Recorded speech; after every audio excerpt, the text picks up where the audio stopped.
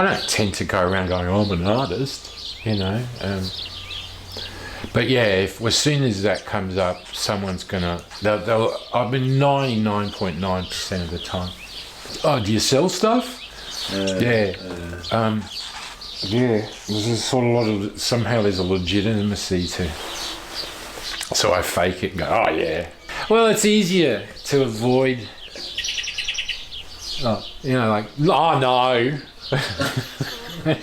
And they just go, you know, that's not going to work. No, so I'd just say, oh yeah, you know, but, you know, and I've sold a few things, but I actually really hate it. I feel pretty yuck about it. You know, I either feel really guilty or regretful.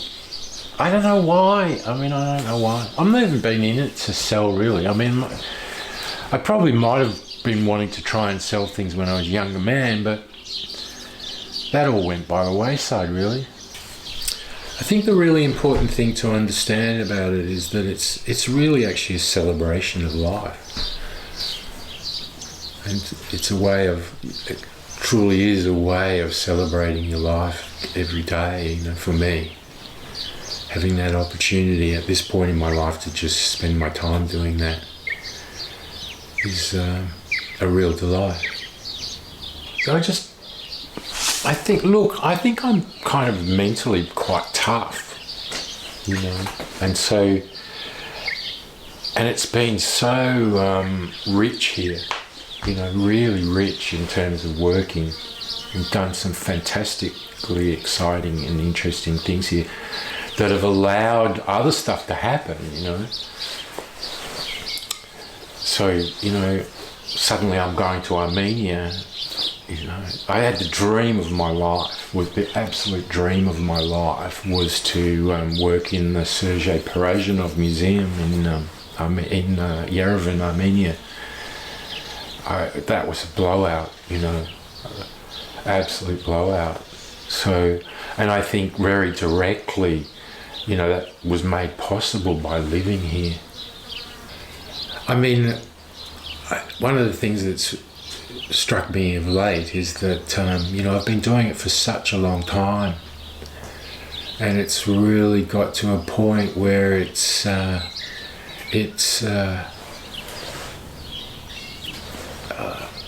wonderful kind of stimulus for thinking and for thought and for feeling.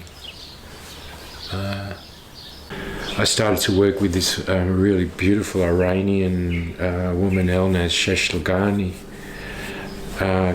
and Sheshkalani, and one day I thought, I should tell her about Parajanov, and thinking that, you know, this is going to be. She already knew him. And so, you know, this kind of reason why we'd had this wonderful working relationship sort of seemed to really make sense. And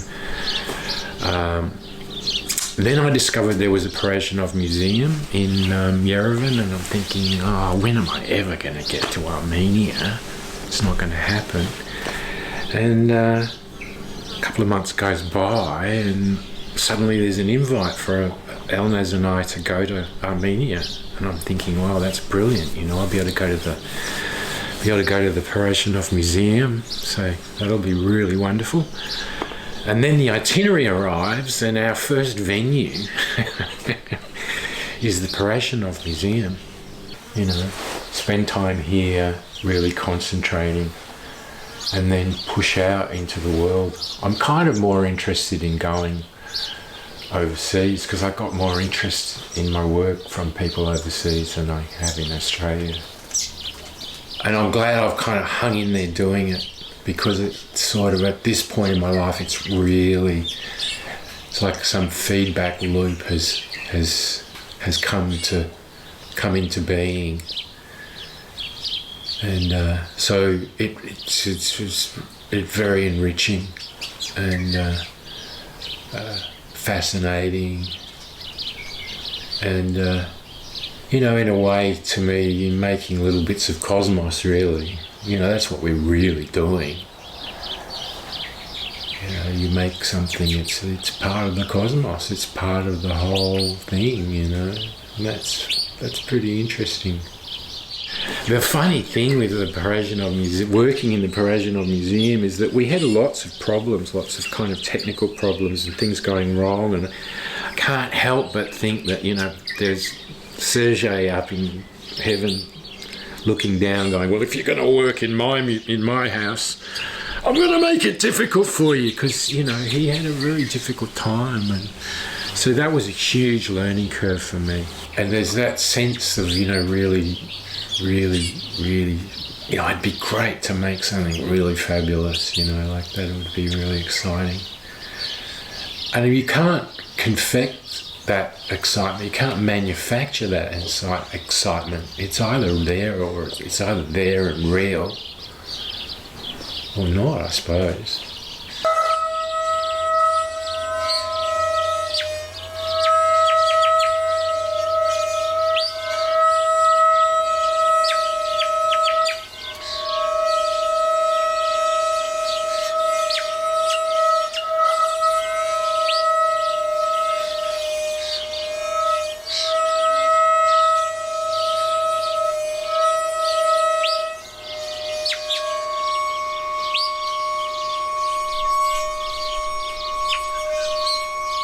There's so many artists, I think there are probably lots of people way more deserving than me in some... Australia's a very small place and a very conservative place. I'd say be brave. I don't know if I'd be lecturing it, if I'd probably be giving myself advice. I'd definitely say be much braver than I've been. Yeah, much more risk-taking, I think. I think it's been... I think I'm kind of quite conservative in a way. And so that's been a real struggle to push beyond that. But I think maybe that's what's happened now, is because I've been able to really devote more time, like I'm not working anymore. I can, it's been like the floodgates opening up, and I think be brave. Don't think there's rules, I think that was a big hassle for me, thinking that there were rules around it, or I don't know, the right way or something like that. And I think that's silly, I think that's restricting.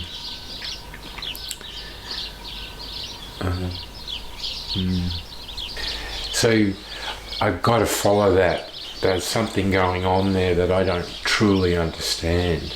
So it's making real sense to me to follow this mysterious path than to concern myself with Australia. And so I met Phil Bosch, who's just this extraordinarily beautiful experimental filmmaker. And she invited me to Amsterdam to perform, do a performance art piece that I've been working on as part of her exhibition. So I went to Armenia and a bit in love with this woman, just fantastic, just fantastic. So, it just seems really extraordinary to me that this peculiar kind of discovery of this filmmaker those years ago has just gone on and on and on, this rolling history of, and that's been part of this journey in the last while. Because there's my life's been like this before work, work, and after work. And this after work period, the time that I discovered Parajanov was exactly when I just finished work. 5 days after I'd quit, I discovered this Armenian filmmaker, and I'm like, wow, this guy is insane. This guy is just insane. And 4 or 5 years later, suddenly I'm working in the Parajanov Museum. You know, that's just.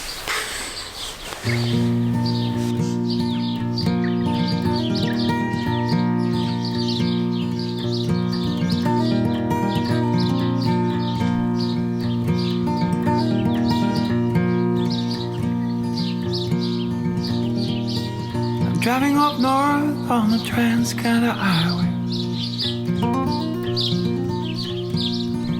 The night is sweet, 1,000 stars. I'm driving up north on the Trans-Canada Highway. The night is sweet, 1,000 stars. Should I stay with you? I know. Should I stay for more? Should I stay with you? I know now. Don't want to leave anymore. Want to build a home of love and light with you. I want to build a home.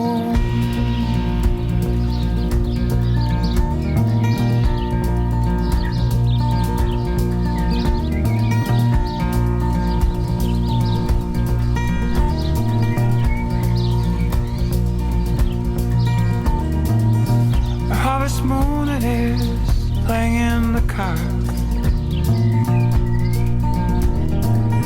The good old Neil Young is on my side once again. I can see your eyes and I can feel your pulse. Your beating heart gives me the rhythm. Should I stay with you? I know. Should I stay for more?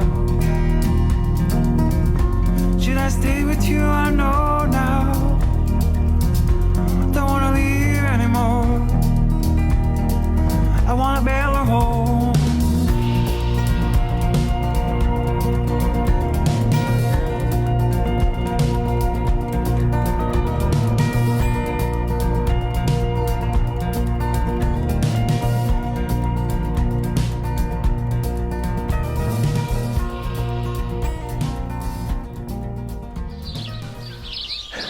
I wanted to project people on my face. It's a really basic thing that I wanted to do. And I'd been doing it a bit, but often it was faces that I'd painted or drawn or whatever, or occasionally a collage thing or a photograph of a mask. And then I started to use real people. And I thought, well, they're really interesting, but if I started to project real people on myself, I felt really uncomfortable about it. It felt like it was an invasion of that person's, you know, if I pick a picture from a magazine or something of them, you know, there's something I didn't. So what I discovered was that, you know, I had all these family albums, and I could use some of those photos, and because it was my family, I felt like there was some sort of commission there, something that made it kind of okay. So that's how the family started. And it originally started just because I used a photo of my grandfather and it looked great. You know, I thought, wow, that's really, really great. And, I got a really good image because I like images so much. So, so then I took another one and then another one and then another one. And I'm very compulsive if I get into something. If something turns me on, I'll really go. And you see, in this instance, I'd got this commission to do this performance in Amsterdam. So that's really what drove it. And I was simultaneously doing this exhibition in Armenia. So, here I had these two international themes that I could use as outcomes for this investigation of my family, and driven by a performance. The aim was for me to create 23 minutes of performance.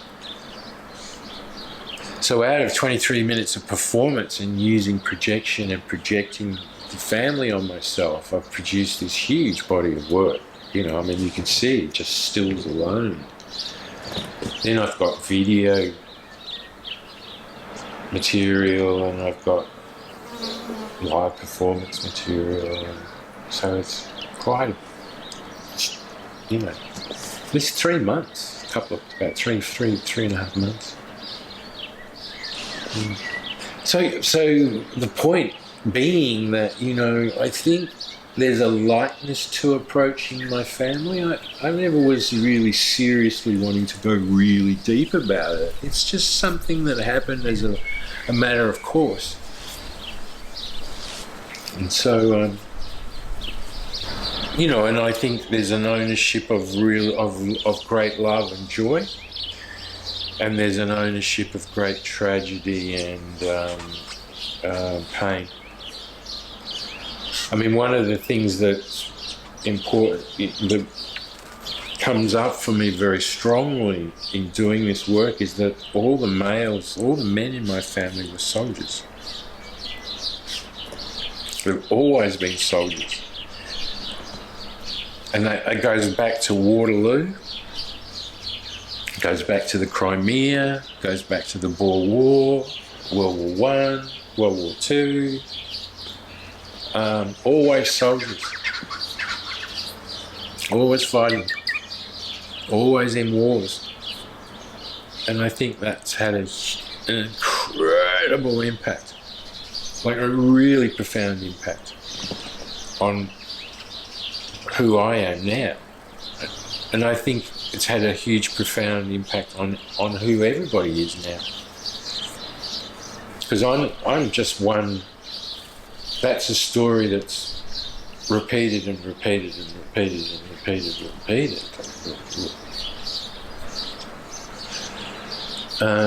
So that transgenerational effects are very interesting to me. So yeah, I'm very interested in the fact that all the men went to war, and pretty much all the women actually provided a foundation for a family to even exist. I think we have this responsibility too. I'm a pain in the ass in a way, because I'm like this Facebook whore that just endlessly puts out images into social media. But I like to do that. I think it's really important. You don't see much of it. Can't tell me there's a billion artists out there that are pumping it out on Facebook. But to me, it's a really legitimate now medium. And it's incredibly disposable. Images. I have such an ability to create images now that it's a great skill. It's a fabulous skill that I've got. I can make, and proliferation. So there's no skin off my nose, and what it does is it helps my sense of shaping and creating a life, and you got to create your life. It's like you were sort of saying, no one's going to knock at the door and give you a life. Do you know what I mean? It's like that. Yeah. I've read this thing recently, and I think it's so true. There's all this, you got to go out there and find yourself. What do you mean, go and find yourself? You don't find yourself. You create yourself, And I think people get sucked into this.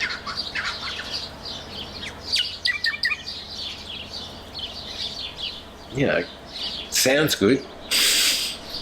Find yourself. No. What if you find yourself standing In the middle of nowhere. immigration? I don't know what to say. I've never been good at business. I'm just not very good at business. I've never been very able to think about myself outside of the works, to produce it in a way I can't. Just because I've always been so fucking exhausted from fucking teaching for a lot of time, for many years. 30 years I taught, and I was incredibly distracted. I mean, I made a lot of stuff, always made art. But when you have that gigantic distraction happening, it's really, you don't see you can't see, you don't have any perspective, you don't know what you're doing, but it was a way of making a living, And I got to do a lot of things, I got to invent a lot of things in that set of circumstances. And I got to actually, I don't regret teaching, and I don't regret not being being very focused about art. I don't regret any of that, because you become what you are. You become yourself. And myself isn't particularly successful in that. And there's no great acclaim, there's no great whole lots of bunches of people going, oh, well, your work's great, or rah, rah, rah, rah. There's none of that. But, it's giving me an adventure. And some people take me very seriously, like, there are not many of them. But there's a few that take me very seriously. And I value that greatly, and I hope. And the other thing I would suggest, this is a bit of vanity here. I think some artists have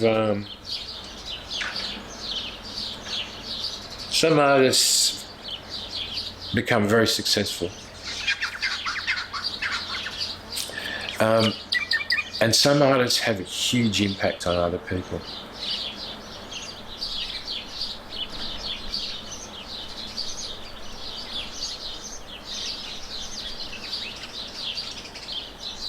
And don't necessarily very successful at all.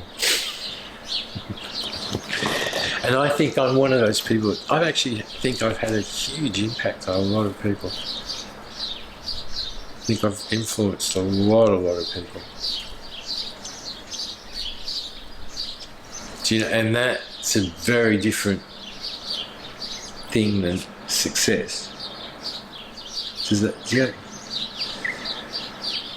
And I think that's a very, I think that's, and I don't mean to be immodest about that. I don't mean to be braggedy about that. I just think, well, that's a fact. It's real. It's what happened.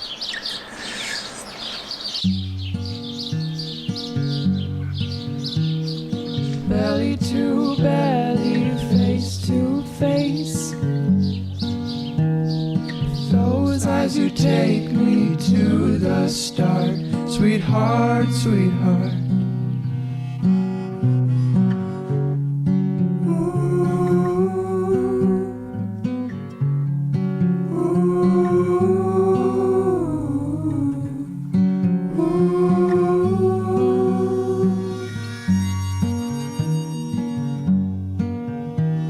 See me through and you polish me up. Oh, I feel brand new. Your street dog eyes anticipate me. I'm a kid again in a vibrant life. Like a ghost on marble steps into the rain. Into the rain. You make the weight of the world feel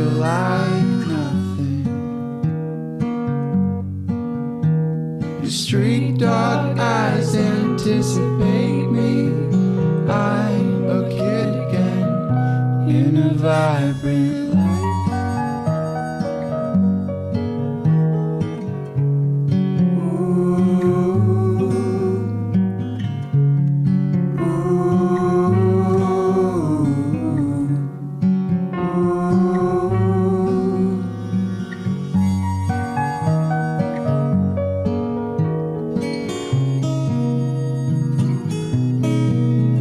Like a ghost on marble steps into the rain. Into the rain, You make the weight of the world feel like nothing.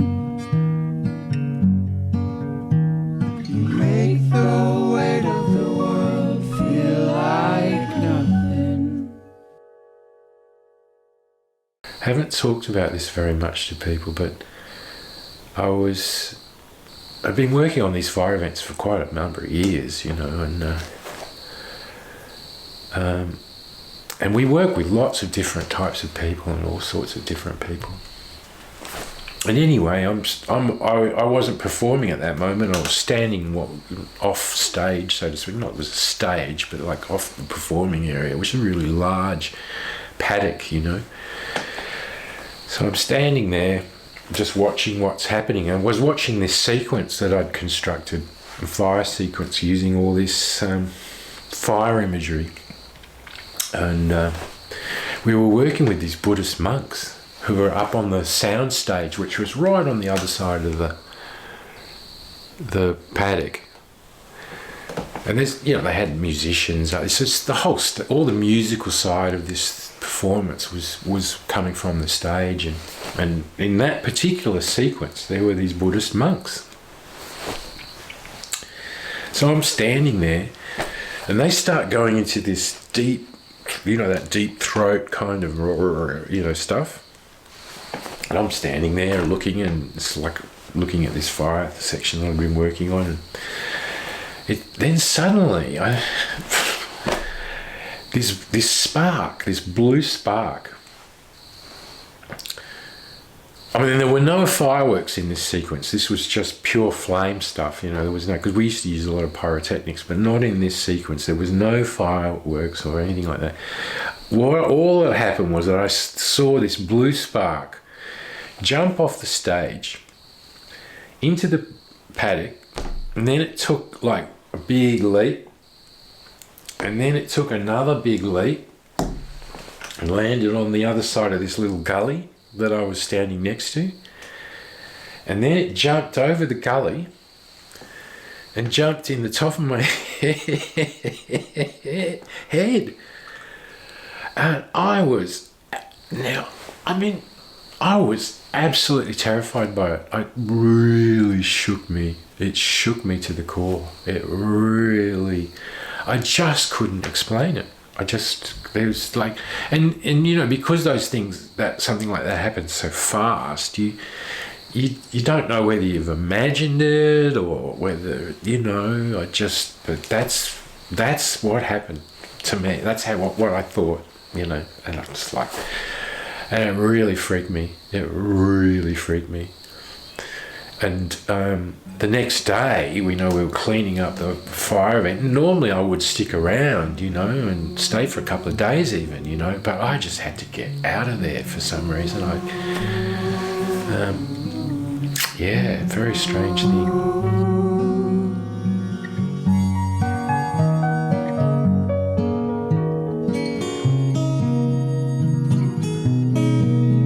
Like a ghost on marble steps into the rain. into the rain, You make the weight of the world feel like